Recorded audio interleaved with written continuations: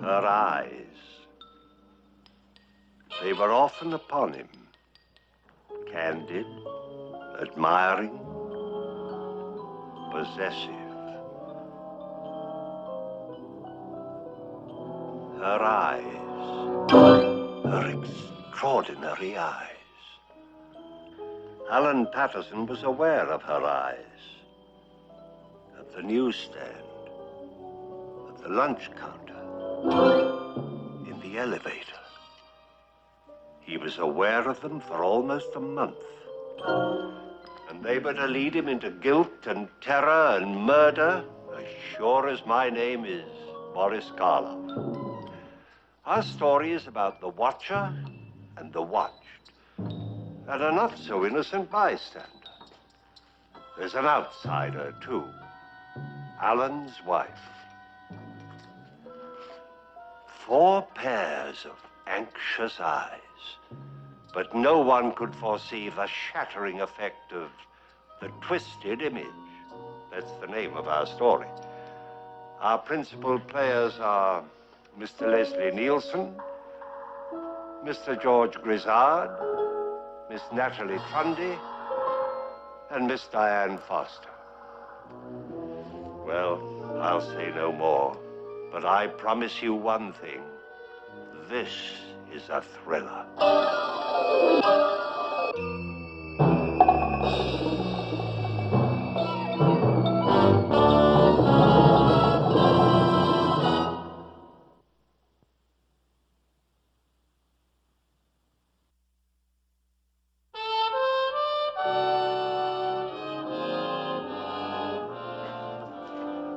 Good morning, Miss Patterson. Good morning, Mary.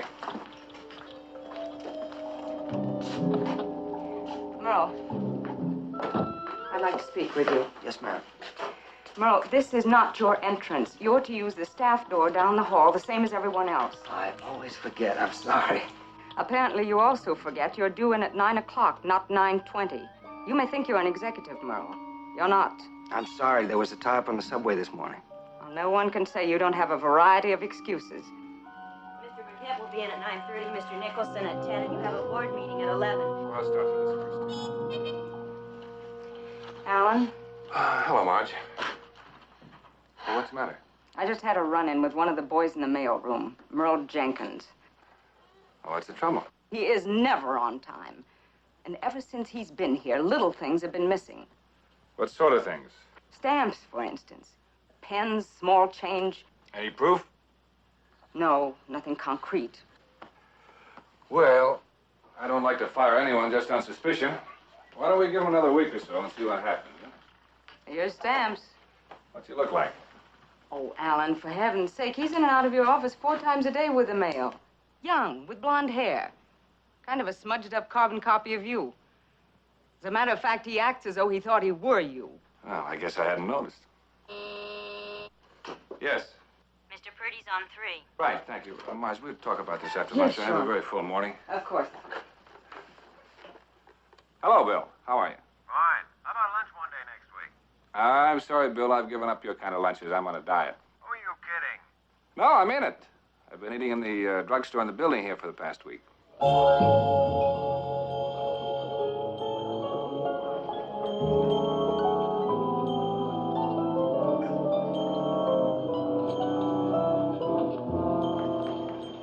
May I share your table?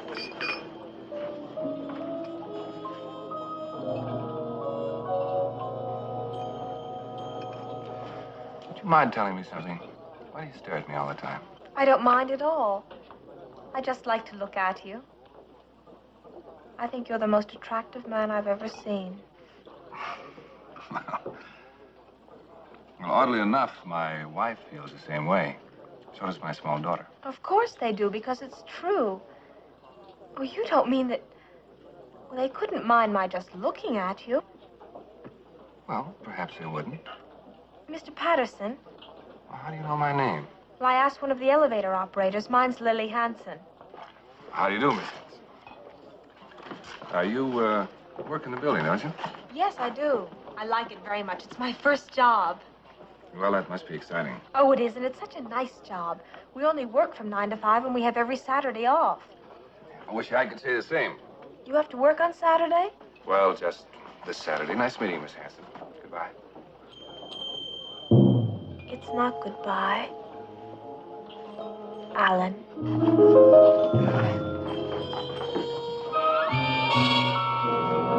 And I'll wait to hear from you before making any decision. Cordially yours, etc. You want this one to go airmail special, too? Yes. Look, it's after 12. Why don't you type that stuff up and I'll go for lunch. It won't be long, and then you can go when I get back. Well, I brought a sandwich with me. So many places are closed on Saturday. Yes, well, I'll find someplace. You don't have to rush. I have enough work to keep me busy for a couple of hours. Oh, I have enough trouble staying on this diet without all that extra time.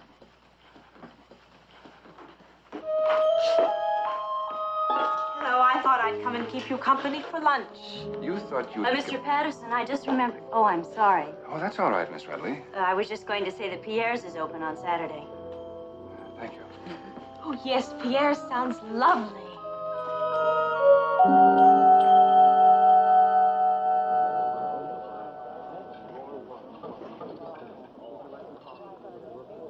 Such a wonderful lunch. I've never been in a restaurant like this before in my whole life. Oh, haven't you? Must be wonderful to be able to eat in places like this all the time. Well, someday you'll be able to. Sometime you'll marry a nice young man. Oh, no, I won't. Marry a young man, I mean. You can't depend on them. Well, then, say you marry someone. Yes. Because I have a plan. I do everything by plan. I read an article once that said it's the only way to make things come out the way you want them to. You're a very dedicated young lady, Lily. Where are you from? You're not a New Yorker, are you? I'm from Elmira. Oh, it was awful. I saved for 2 years to get to New York. Aren't you lonely without your family? Yes, but it doesn't bother me because I know it's just for now until my plan works out. Well, that must be quite a plan. I have to get back to the office. I've work to finish. Oh, Alan, not yet. It's so nice just to sit here with you. Alan. Why, Bill, how are you? Fine, but I thought you'd given up lunches like this. Well, you know, Saturday. Oh, I'm sorry. Mr. Purdy, Miss Hanson. How do you do? Pleased to meet you. Would you care to join us, Bill? Oh, no, thanks. I've had lunch. Well, darling, can't Mr. Purdy at least sit and have a drink with us? I do so want to meet all of your friends. Well, I've got to catch a train. So long, Alan. Nice to have met you, Miss Hanson. Darling, please don't be angry with me. Lily, this is not a scene from a movie or some love story magazine. I can't stand it when you talk to me that way. Good Lord, don't cry. My fault for bringing you here in the first place. Get up. I'll call a cab. Alan, will I see you on Monday? No, I'll be very busy on Monday. And every day.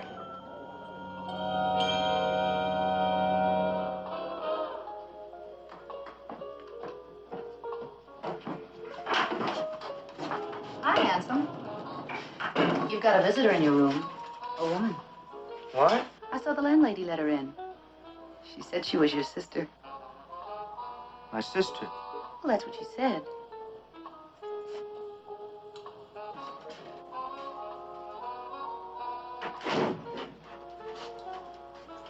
Hello, Meryl. Surprised to see me? What are you doing here? I came to New York on business. How'd you find out where I live? I called your office. Naturally, I couldn't leave without seeing my own brother. Besides, everyone was so impressed with your letters about how successful you are. I was curious to see for myself. Well, I haven't always lived here. This is just a temporary setback. What a liar you are, Merle. And you always were. Better close the door. We don't want the neighbors in on our family discussion. I suppose you're going to tell them now, all of them. Now, why would I do anything like that? Because you hate me. You always have. You made that up because I disciplined you. Someone had to try, at least, to save you from being completely spoiled by Mother. She didn't spoil me. She tried to help me make something of myself. Make you what? Speech lessons, dramatic lessons, buying you more clothes than you knew what to do with. Anybody think you were a girl the way she treated you? Is that why you always punished me when she wasn't around? You wanted them for yourself? I had better things to do with myself even then. I failed pretty badly with you, but I did try. You didn't fail. You succeeded in making me so afraid of so many things I shouldn't be afraid of. You said I'd never do anything, I'd never get anywhere. It took me years to get over you. But now you have, Yes, now I have. You're vice president of your firm, aren't you? Or so you said in your letter. I never said I was vice president. Liar. I said I was going to be vice president, and I am going to be. You can't steal jobs the way you steal things, brother dear.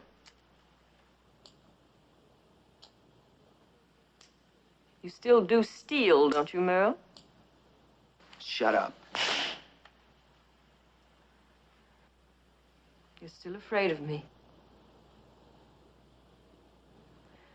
A full-grown man and still afraid of his sister. You get out.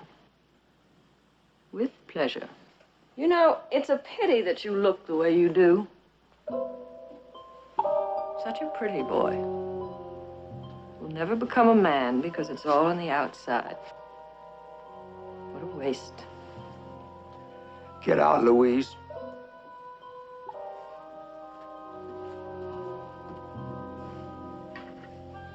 Any messages for the folks back home? No? Well, then, I'll just fill them in on your activities. In the mail room. Bye.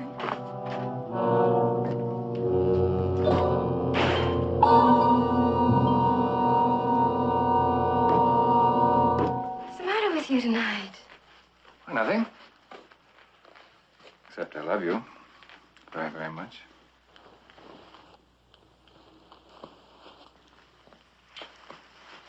The call came for you just before you got home. Miss Hanson. Hanson? You don't look very pleased. No. Well, it's all pretty silly, but I suppose I should tell you about it. If you like. Actually, it's very little to tell. She's a crazy kid, works down in our building. She's not in your office. No, but she eats at the same drugstore, and yesterday she sat down at my table, so I talked to her. There must be more to it than that, or you wouldn't be so embarrassed. Yes, well, there is a little more. Today she showed up. Drugstore was closed, so, well, I took her to Pierre's. Now, don't ask me why, because I don't know. It just seemed like the simplest thing to do at the time. And now you're scared to death. No, it's just a little annoying, that's all. And a little bit flattering. However, I think you'd better make the situation quite clear to her on Monday before you get in over your head. Yes, I suppose I have to. Better hurry or we'll be late. Right. You think because somebody's young, they're not lonely. Well, Lily, if you're lonely, I'm sorry, but there's nothing I can do about that. I'm a married man who loves his wife and family very much. Now, you're coming to the office and calling my home. It's very embarrassing. It's got to stop. You mean we'll never see each other again? Well, of course we'll see one another. Work in the same building. Bound to run into one another occasionally. Oh, Alan, isn't there some way? No. Now finish your lunch. I only have one thing to say, and then I'll leave. I love you. And I always will.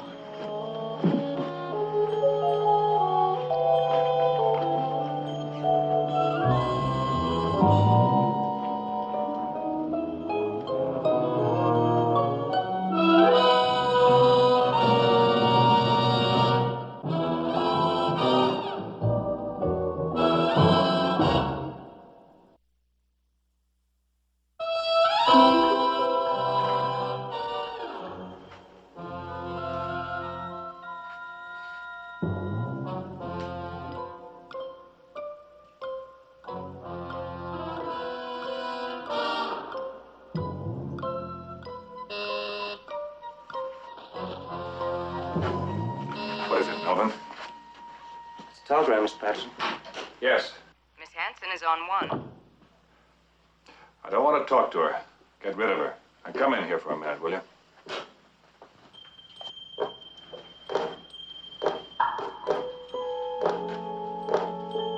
Alan, I wish you'd stop that. It's very annoying. Oh.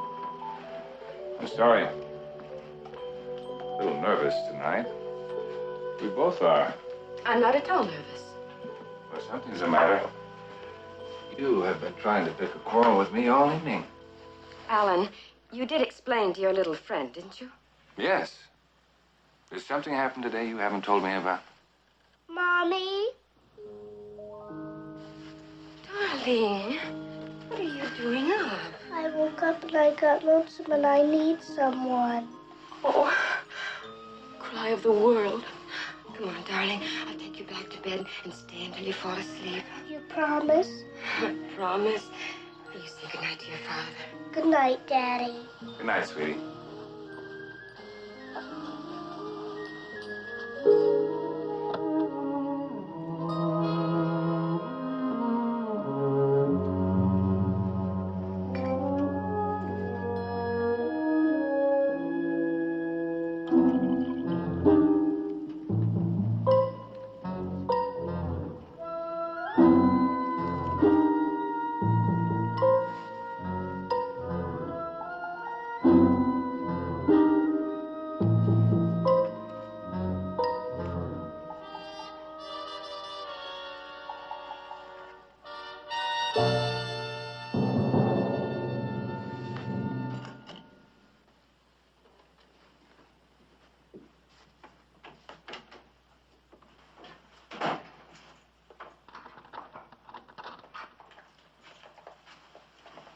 Hi.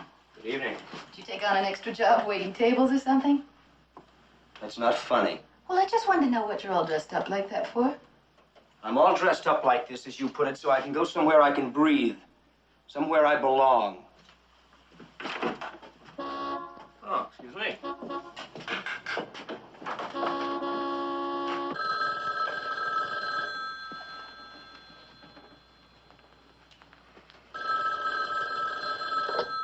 Hello. It's me, Lily. I'm calling from outside, but I'm going right home. You must come. Wrong number. Oh.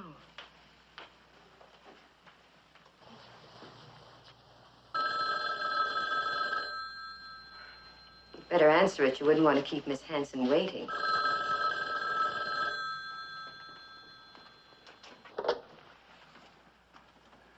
Hello? Alan, don't hang up on me. I must see you tonight. I don't live very far away. It's 539 East 59th Street. I'm calling from outside, but I I'm have no right home. intention You of must seeing you come. tonight or any other night.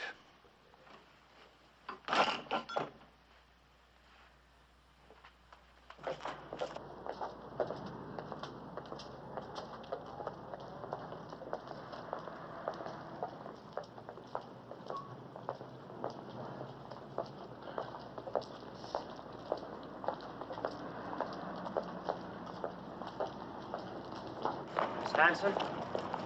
Miss Hanson? It is Miss Hanson, isn't it? Who are you? I'm Merle Jenkins. We work in the same building, remember? Oh, yes, I guess I've seen you in the elevator.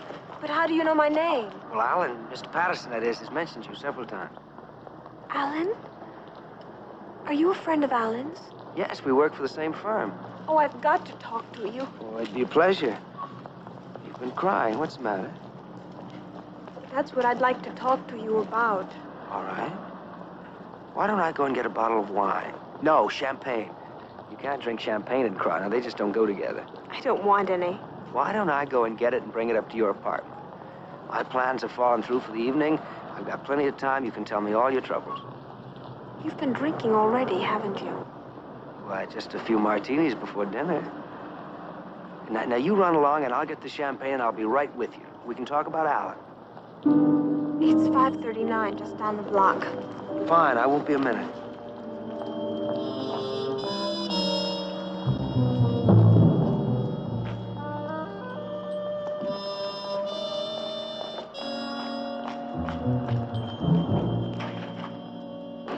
Good evening, sir. Can I help you? Yes, I'd like a bottle of champagne, please. All right, sir. Imported or domestic? Well, how do they run? Well, the imported run you 8.5 up. The domestic, $4. Oh. Well, come to think of it, it's foolish to get champagne. The girl I'm taking it to's got no palate at all. Just run you $1.50. Well, I wish you'd say something. Still telephoning, so obviously you didn't make your position very clear today. Judy, I have told you there's no such thing as making anything clear to this girl. Yes, you told me. But one lunch, even two, doesn't give any woman a claim to a man if that's all there is to it. Yes, well, I thought we'd get to that. How could we not? If I give you my solemn word that what I told you is the absolute truth, will you believe me? Oh, Alan, I want to. You don't know how desperately I want to. But you can't. Well, you did last night. So something has happened today to change your mind. Something besides those telephone calls. Alan, I have been thinking about it all day. Asking myself what would happen if it were true. If you were having an affair with her. How much would I care? Well, did you come up with any answers, or you're still trying to make up your mind? The answer is I would care very much. I know now I couldn't bear it. If you have been thinking about this all day, then something has happened. Now, what is it? I think you're lying to me.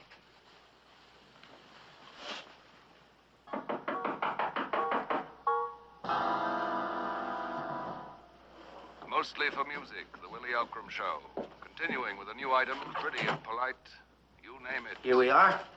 Especially imported from France for your pleasure, madame. They didn't have any champagne iced, and you can't drink it warm, so I brought Burgundy instead. It doesn't really matter. I didn't want any. Oh, nonsense. A little glass of wine is going to cheer you right up. Now, where are the glasses? Over there in the kitchen. Well, they're not wine glasses, but it doesn't matter. Where's the corkscrew? You don't need one. With this kind, you just turn the top. Oh. Here we are.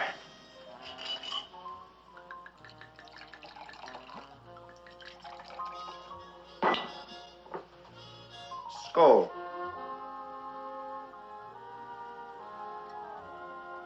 It's bitter. Well, you're just not used to it, that's all. You're pretty. You're very pretty. Did you know that? Not tonight. I look terrible. No, you've just been crying, that's all. Now, look, why don't you tell me all about it? What's the problem? Did you and Alan have a little misunderstanding? Yes, but that's all it was. If I could only talk to him, I know we could straighten it out. Yeah, I'm sure you could. You're his girlfriend, aren't you? Yes, I am.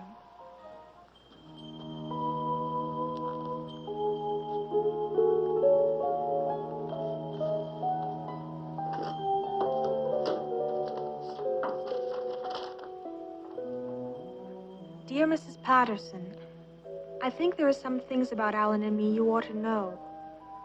Would you write me and let me know when I can come and see you? Sincerely yours, Miss Lily Hanson. You have to plan things the way I did. I even picked out the building where I wanted to work. I did that first, and then I got a job there. I wanted a building where a lot of old established firms had their offices. And then I just waited. I watched the men who worked there. And one day I saw Alan. And I knew right away he was the one I'd been looking for. How'd you get to know him? I just kept staring at him until he spoke to me. I knew he would.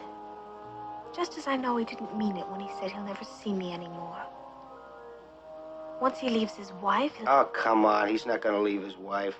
I can't help it that she called. The number's in the book. Anybody who can read can look it up. I thought you'd given it to her. I don't know what to say to you. What you have to say is not to me, it's to Miss Hanson. And I suggest that you say it as soon as possible and say it so that she finally knows you mean it. And what would you have me say to her that I haven't already said? That she is not to call here again under any circumstances. This is my house and I won't stand for it. You can find some other way to keep in contact with her. Judy, I have had just about enough. I quite agree with you. I don't find this discussion about your squalid little affair very interesting. As a matter of fact, I find it and you disgusting. Alan! Oh, Alan, no! Alan, She's beautiful. And she's a lady, a real lady. Just the same, he's going to leave her. I wrote her a letter, and I'm going to see her to explain how much we love one another. And when she knows that, she'll let him go. And he'll come to see me. He won't have any other place to go. You're dreaming. I just don't talk about Alan anymore. He's not here. I am.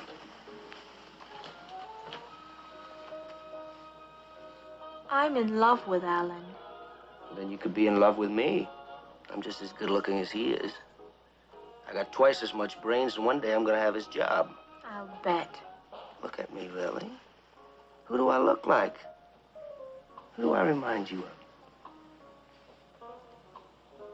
Don't you see how much I look like Alan Patterson? Like Alan? Well, that's the funniest thing I've ever heard. Stop it. You don't look like anybody. Don't say that. and you're drunk, and if you don't get out of here, I'm going to call the police! You sit there and you listen to me. It's very late. I have to get up at 7 in the morning. It's not late, it's just a few minutes after 10, see?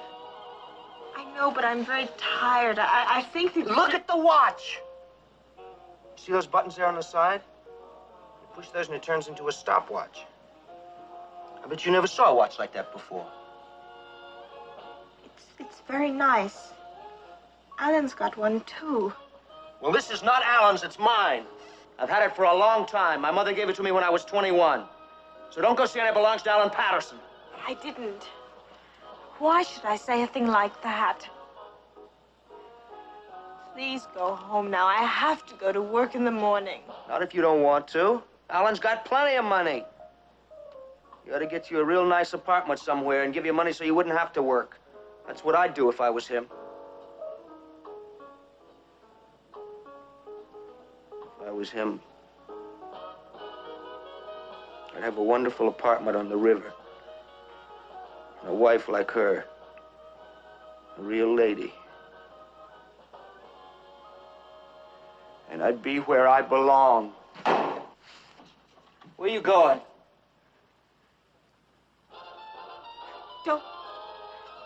Don't touch me, please. I'm not gonna hurt you. If you come any closer, I'll scream. I swear I will. You don't scream when Alan touches you. Why should you scream now? Don't! Nobody's gonna hurt you. Just like Louise. You're just like her. She was always hurting me, too.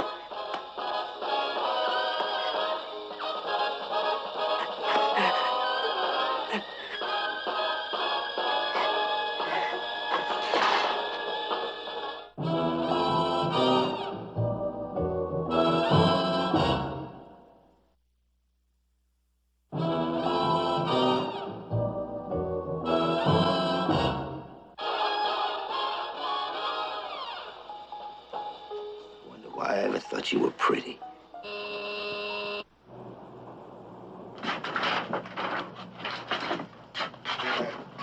Who are you looking for? Most of them bells don't work. Miss Hanson. Oh, she's in all right. I heard her radio blasting like she was deaf or something. I guess you might as well just climb up and knock. Yes, I guess I better. Thank you.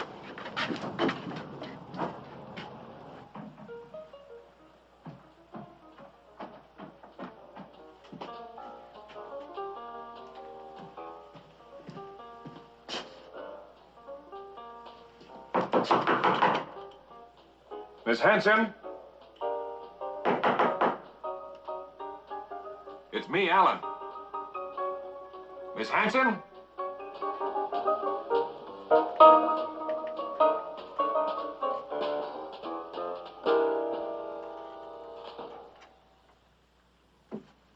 Encore for Oliver. It's our peak of the week. Runaway Riff.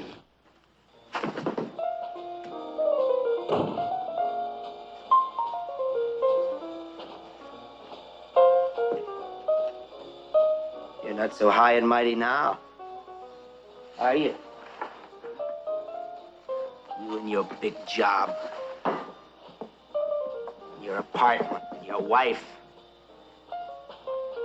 that big gunboat of a car.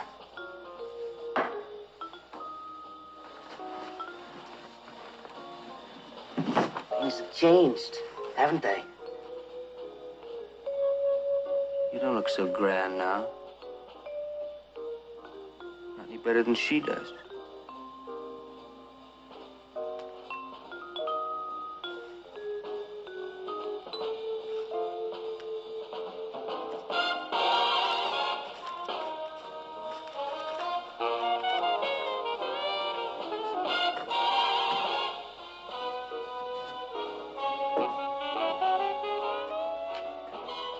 Thanks for the raise.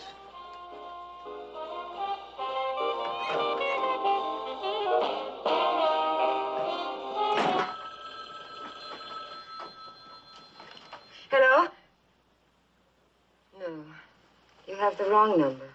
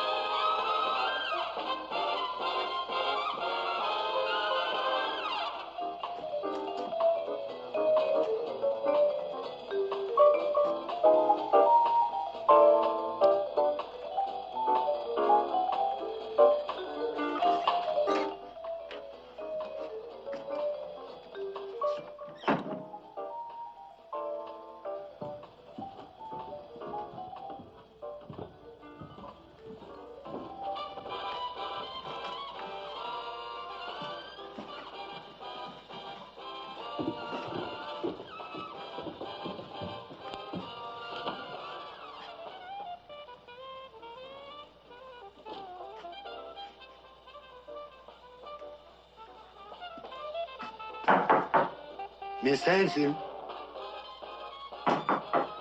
Miss Hanson, are you all right?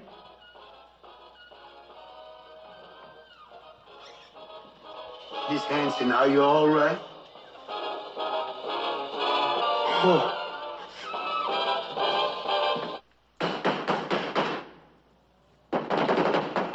Take it easy. I'm coming. Oh, another bottle? I'd like a bottle of your best champagne, please. That's $15. That's quite all right. Just as you say. That'll be $15.45, please. Keep the change. I told you I'm playing poker and I'm playing Hello, poker. Marge. Thank God I got you at home. Listen, do you by any chance know where this Merle You're dealing Jenkins me a lives? hand right now. Well, where downtown? Yes, I was afraid you wouldn't know exactly. lay Well, if off. it's that far down, I'll have to get the car. You know I wouldn't kid you. Yes, there's trouble. Got to find him. I just I'll got have to up go to from the office to get his table. address.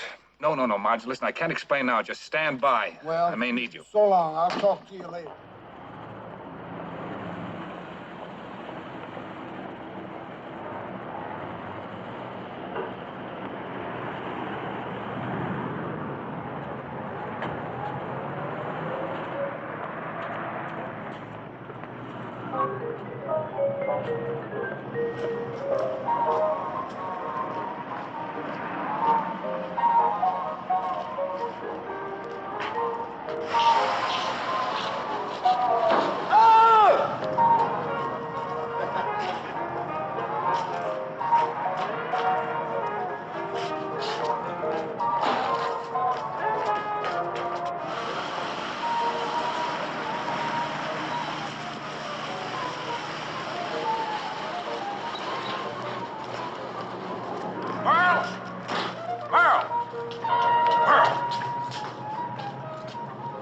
Oh, excuse me.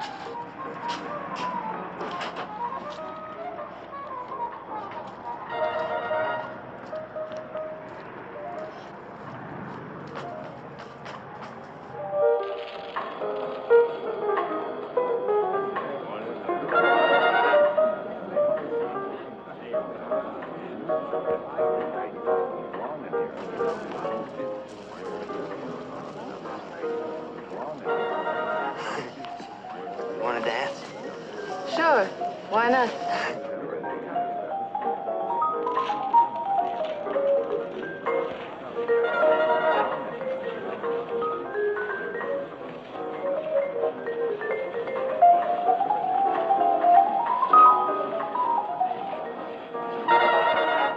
You know something?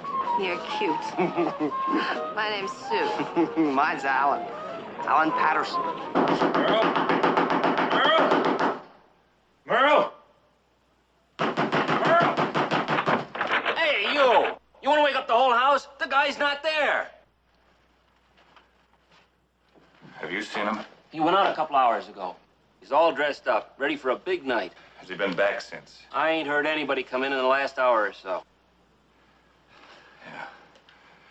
Yeah, well, I'll wait outside for him. You can do anything you like so long as you do it quiet.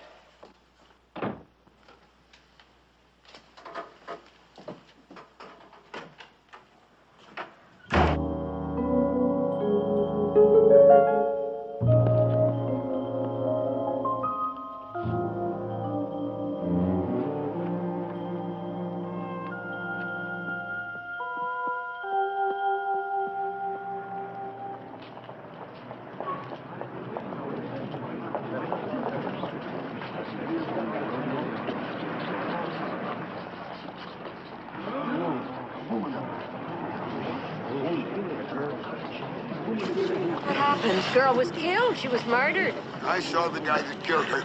So did I. Went right by me. There's a tall guy with blonde hair wearing one of them tuxedos. No, he wasn't wearing no tuxedo. He was tall, and he had blonde hair, and he had a little scar on his cheek like a bullet nicked him or something. But he was wearing a regular suit. What's the matter? Are you all right? Oh, I'm fine, thank you. Did you know her? No, no. It's just such an awful thing, that's all.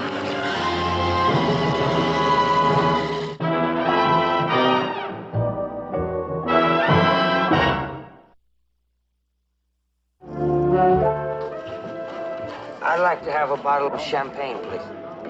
Beer or nothing, buddy. That's all we sell. Well, if that's all you sell, not much I can do about it, is there? Not a thing.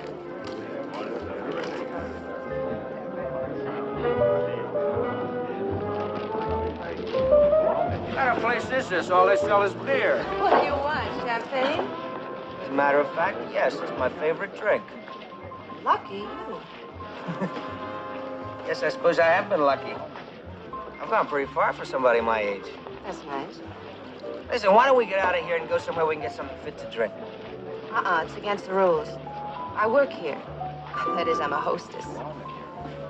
You're too beautiful to work in a place like this. You ought to have a lovely apartment uptown. Somebody to take care of you properly. Who'd you have in mind? You? Why not? I can afford it. I'm vice president of my firm now. The man who used to be. A man named Merle Jenkins got into some rather nasty trouble with the girl, and he lost his job, and I got it. You know what I think? I think you're a big phony. Don't say that. Why not? You bought me 2 beers. No privileges go with them, Buster. I can spot a phony a mile away, let alone sitting across the table from one. You little tramp. Bert! Bert! Come on! Come on! Hello? Judy. Alan, where are you? I've been worried sick. No, I'm all right. There's nothing to worry about. I'll be home soon.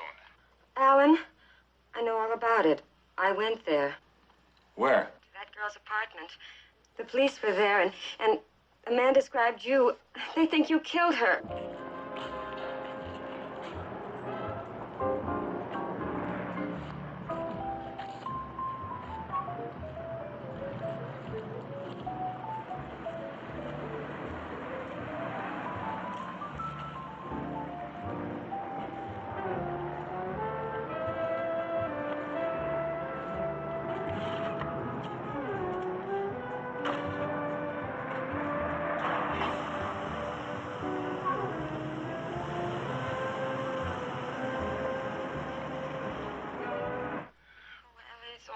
fault. Forgive me. Now, there's nothing to forgive, dear. I know who did it. Merle Jenkins. He's a mail clerk at our office. I'm waiting for him now. Why can't you call the police? Judy, you don't understand. I can't go into details now. Just take it easy. I'll call you back as soon as I can.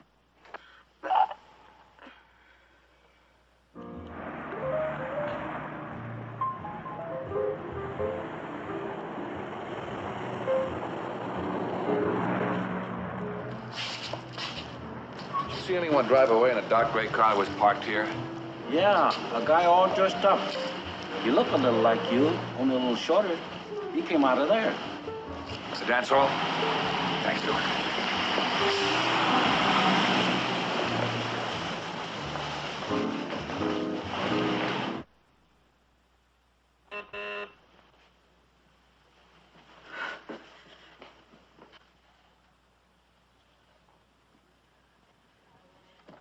Alan, Hello, darling.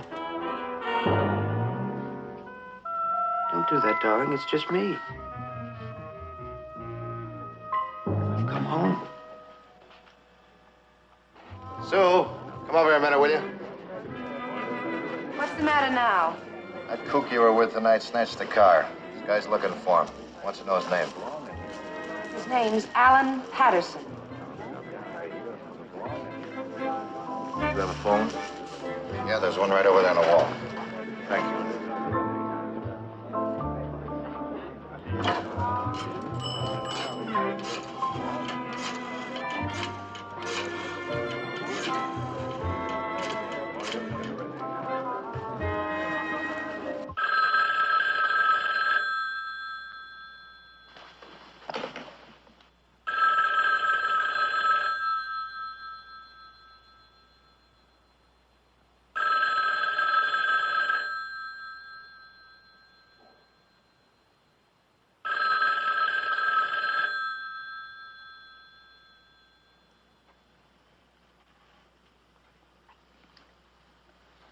Don't be afraid, Judy. I'm not going to hurt you.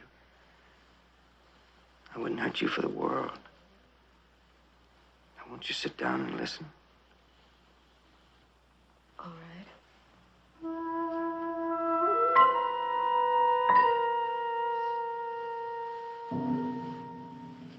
I'm listening. What do you want? What do I want? A man comes home, he expects... He has a right. To what? A right to what? And why do you say you've come home? Because this is my home. Don't go away. I'm not going away. I just think that we should talk this over, and why don't you sit there and I'll make you a drink. Yes, a drink. That's what I need. What would you like? Scotch? Anything you say, darling. I need some ice. I'll be right back.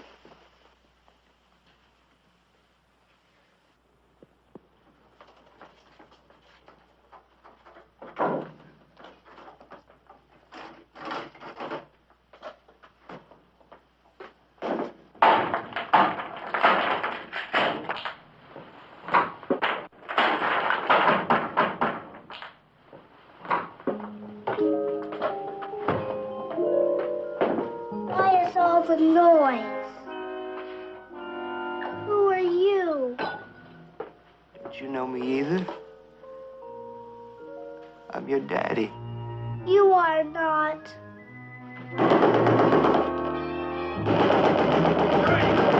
Letitia! Letitia! I'm wrong! Whoever that is, get rid of her. Move to the other room. Go ahead! Judy, where is he? He's got Letitia! Where? In the kitchen!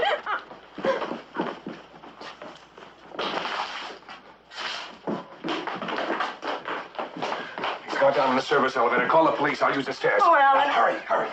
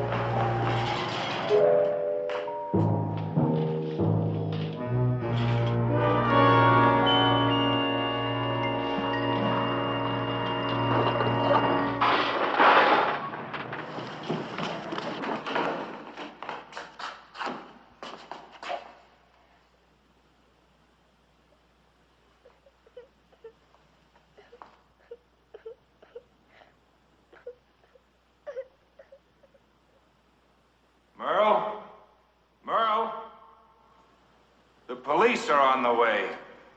Let the child go.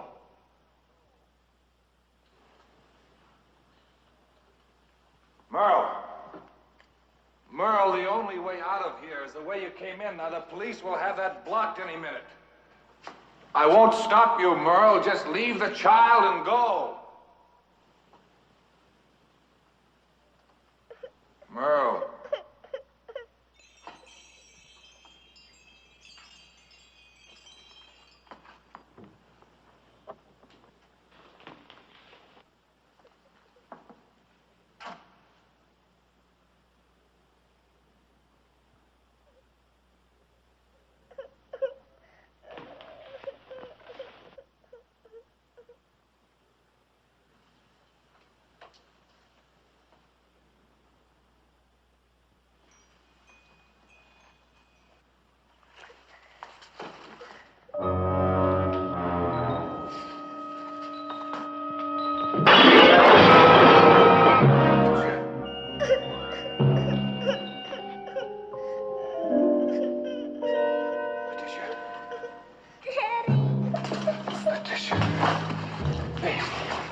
Are you all right?